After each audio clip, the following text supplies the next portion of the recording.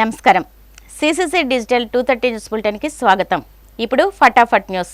ఎంతో ఉత్కంఠగా ఆసక్తికరంగా జరిగిన రాజమహేంద్రవరంలోని ఏపీ పేపర్ మిల్ గుర్తింపు సంఘం ఎన్నికల్లో జనసేన పార్టీ కూటమి సత్తా చాటి అత్యధిక ఓట్లు సాధించింది.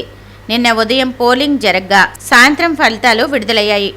ఆంధ్రప్రదేశ్ పేపర్ మిల్ గుర్తింపు ఎన్నికలలో మొత్తం 711 ఓట్లుగాను 706 ఓట్లు పోలయ్యాయి. జనసేన కూటమి అత్యధికంగా 258 ఓట్లు సాధించి త్రుటిలో గుర్తింపు సంఘం హోదాను కోల్పోయింది. ఐఎన్టీయూసీ వైసీపీ కూటమి 228 ఓట్లతో 220 ఓట్లతో టీడీపీ ద్వితీయ తృతీయ స్థానాల్లో నిలిచాయి. అత్యధిక ఓట్లు సాధించిన జనసేన ట్రేడ్ యూనియన్కు చెందిన కార్మికులు సంబరాలు జరుపుకున్నారు. అయితే ఈ ఎన్నికల్లో ఏ కార్మిక కూటమి కూడా 51% ఓట్లు సాధించలేకపోవడంతో కీలకమైన చర్చల్లో అన్ని కూటములకు చెందిన ఇద్దరేసి ప్రతినిధులను మిల్లు యాజమాన్యం ఆహ్వానించనుంది. వాసవి క్లబ్ ఇంటర్నేషనల్ ఆధ్వర్యంలో రాజమహేంద్రవరం నగరంలో నిర్వహించిన 3600 అడుగుల అతి భారీ జాతీయ జెండా ర్యాలీ అత్యంత వైభవంగా జరిగింది. ఈ కార్యక్రమానికి రాష్ట్ర పర్యాటక, సాంస్కృతిక, సినిమాటోగ్రఫీ శాఖ మంత్రి కందుల దుర్గేష్ ముఖ్య అతిథిగా హాజరై ప్రదర్శనను ప్రారంభించారు. జేఎన్ రోడ్లోని మన్యం గార్డెన్స్ వద్ద ప్రారంభమైన ఈ ప్రదర్శన Anala Venkatappa Rao road, happy street మీదుగా తిరిగి మన్యం గార్డెన్స్ వరకు దాదాపు 4.5 కిలోమీటర్ల మేర ఉత్సాహభరిత వాతావరణంలో సాగింది. 3600 అడుగుల పొడవుతో రూపొందించిన ఈ జాతీయ పతాకం వరల్డ్ రికార్డ్ సాధించగా మంత్రి కందుల దుర్గేష్ స్వయంగా నిర్వాహకులతో కలిసి పతాకాన్ని చేతబూని ప్రదర్శనలో ముందుకు సాగారు. ఈ సందర్భంగా మంత్రి కందుల దుర్గేష్ మాట్లాడుతూ, నగర పురవీధులన్నీ త్రివర్ణ శోభితమైన దేశభక్తి భావనతో నిండిపోయిన వేళ ఇంతటి చారిత్రాత్మక జాతీయ పతాక ప్రదర్శనలో పాల్గొనడం ఎంతో గర్వంగా, సంతోషంగా ఉందన్నారు. దేశభక్తిని చాటుతూ ఈ వినూత్న కార్యక్రమాన్ని విజయవంతంగా నిర్వహించిన వాసవి క్లబ్ ఇంటర్నేషనల్ ప్రతినిధులను ఆయన అభినందించారు.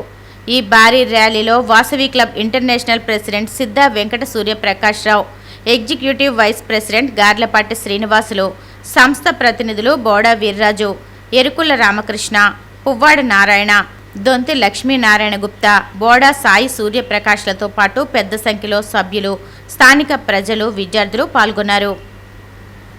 రానున్న 2027లో జరిగే గోదావరి పుష్కరాల ఏర్పాట్లపై పుష్కర ఘాట్లను Eluru range IG GVG Ashok Kumar, తూర్పుగోదావరి జిల్లా ఎస్పీ డి నరసింహకిషోర్తో కలిసి పరిశీలించారు. జిల్లాలోని ప్రధాన కోటిలింగాల రేవు ఘాట్, పుష్కర ఘాట్, గౌతమి ఘాట్, కొవ్వూరులోని గోష్పాద క్షేత్ర ఘాట్, దండగండ రేవు ఘాట్లను క్షేత్రస్థాయిలో పరిశీలించారు. అనంతరం జిల్లా పోలీస్ కార్యాలయం కాన్ఫరెన్స్ హాల్లో నిర్వహించిన సమీక్షా సమావేశంలో పుష్కరాల సందర్భంగా ముందస్తు ప్రణాళికల్లో భాగంగా భారీ సంఖ్యలో విచ్చేసే భక్తులను దృష్టిలో ఉంచుకుని ప్రతి ఘాటు వద్ద అవసరమైన పోలీస్ బందోబస్తు, భక్తుల ప్రవేశ, నిష్క్రమణ మార్గాలు, బ్యారికేడింగ్, వాహనాల పార్కింగ్, బస్ బేలు, ట్రాఫిక్ నిర్వహణ, సీసీ కెమెరాల ఏర్పాటు, డ్రోన్ నిఘా, వాచ్ టవర్లు, పబ్లిక్ అడ్రస్ సిస్టమ్, కంట్రోల్ పాయింట్లు, అత్యవసర స్పందన బృందాల ఏర్పాటు వంటి అంశాలను క్షుణ్ణంగా సమీక్షించి సంబంధిత అధికారులకు పలు సూచనలు చేశారు. ఆగస్టు 1న ప్రధాని నరేంద్ర మోడీ హాజరయ్యే భోగాపురం ఎయిర్పోర్టు ప్రారంభోత్సవానికి ప్రత్యేక బస్సులను పంపాల్సిన కారణంగా కొవ్వూరు, నిడదవోలు ఆర్టీసీ డిపోల నుంచి రేపు, ఎల్లుండి సాధారణ బస్సు సర్వీసులను రద్దు చేస్తున్నామని ఆర్టీసీ అధికారులు తెలిపారు. అందువల్ల ప్రయాణికులు అత్యవసరమైతే తప్ప ప్రయాణాలను వాయిదా వేసుకోవాలని కోరారు. ఆంధ్రప్రదేశ్లో బుద్ధిస్ట్ సర్క్యూట్ ఏర్పాటుకు కృషి చేస్తానని రాష్ట్ర పర్యాటక, సాంస్కృతిక, సినిమాటోగ్రఫీ శాఖ మంత్రి కందుల దుర్గేష్ హామీ ఇచ్చారు. ఉండ్రాజవరంలో తొలిసారిగా నిర్మించిన మైత్రేయ బుద్ధ విహార్ను ఆయన ప్రారంభించారు. ఈ సందర్భంగా మంత్రి మాట్లాడుతూ, బుద్ధుడు సంచరించిన పవిత్ర ప్రాంతంగా నిడదవోలు నియోజకవర్గంలోని ఉండ్రాజవరానికి గుర్తింపు ఉందన్నారు. బుద్ధుని బోధనలు అజరామరమని పేర్కొన్నారు. బౌద్ధ ధమ్మ పీఠాధిపతి బంతే అనాలయో, శ్రీలంక నుంచి విచ్చేసిన డాక్టర్ బోధగామ చెండిమా నాయికే ధీరోల ఆశీస్సుల స్వీకరించిన మంత్రి దుర్గేష్ పలు దేశాల నుంచి విచ్చేసిన బౌద్ధ ప్రతినిధులతో మాట్లాడారు.